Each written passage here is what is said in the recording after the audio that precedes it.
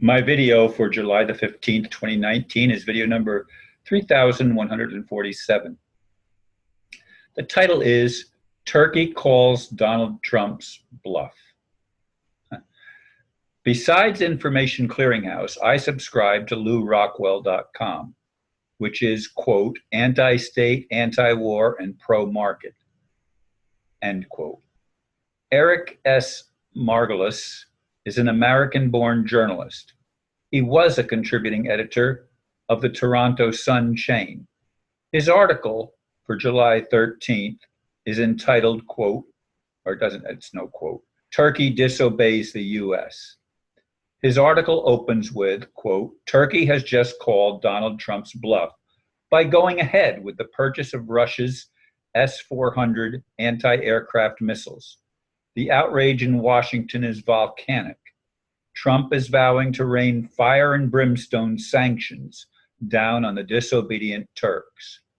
The S-400 is Russia's premier anti-air missile. It is believed highly effective against all forms of aircraft, including stealth planes, cruise missiles, medium-range ballistic missiles, drones, and some other types of missiles. It offers the choice of a self-directing version with its own radar seeker, or a less expensive semi-active version that is guided by its launch battery radar, end quote.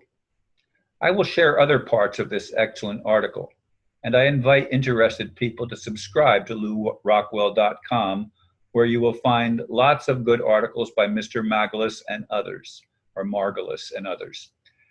Yes, here's the article, and I'm going to be perhaps reading different parts of that. Those two sites that I mentioned, Information Clearinghouse and LewRockwell.com, are ones that I get information from every single day. Now, of course, I subscribe to some other things too, but they're not as regular in providing ongoing information. And as I said, Mr. Margolis has numerous articles that he has contributed to LewRockwell.com. And as I also said in the blurb, he is a former editor. He's retired now from the Toronto Sun chain, but he still is very active in sharing his opinions on mostly the Middle East and things that affect that region of the world. So he's, I would consider him somewhat of an expert on Turkey and other things. And Turkey was, you know, for many years a U.S. ally. What does it say here? Let me see. Which I'm trying to figure out which things I want to read. I should have actually done this before I started the video, but I didn't. And anyway, I'm not going to read the whole thing. I'm going to just go ahead and let people go ahead and look things up for themselves on the article. Trump, we have to understand his allegiance. You may think it's to the United States. It's not. It's to Israel. Israel is the objective, not the United States. The United States just simply is a military power that carries out Israel's wishes for the most part. So for them to go against, for Turkey to go against the United States is a big, big blow. But of course, I'm all in favor of the BRICS nations, you know, Brazil, Russia, India, China, and South Africa, and all of the other countries that are trying to create a new currency. The United States has been the nation that's holding that back. And of course, behind the United States is Israel foreign policy. Israel has an agenda. It is not a humane agenda. Again, most Israelis are not Semitic, period. They are not Semitic. So when they claim that's anti-Semitic, that is a total misnomer. It simply isn't true. Ashkenazi Jews are not Semitic in origin. Are there Jews that are Semitic in origin? Yes, apparently there are, but not the Ashkenazi branch, which is 95% of all the people that claim to be Jewish on the planet are Ashkenaz or Ashkenazis. That's just historical facts based on what I have learned trying to dig and study things that are not mainstream stuff. Because mainstream stuff is bought and paid for to lie. They do not tell the truth. So I stand up and applaud Turkey. Now, of course, it's a Muslim nation. And, you know, the Jews and the Christians are anti-Muslim. I'm not anti-Muslim, but I am anti the Muslims that are bought and paid for by the powers that be, if you will.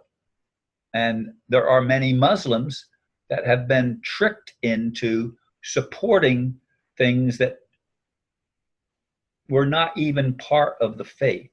I mean, I've talked about that in other videos. I don't want to go into it in detail here because I'm not prepared to, for one thing. But the other thing is we have to wake up. We have to look not at what, if the mainstream is attacking something, the only reason they attack it is because it's part of their agenda to push something that they want people to believe. It's not because it's true, because we already know, if we've been paying attention, that most mainstream information is riddled with lies. Just like, as I've said in other videos, the Bible is riddled with lies, and I didn't see it for a long time. So I'm not throwing rocks at people for being misinformed.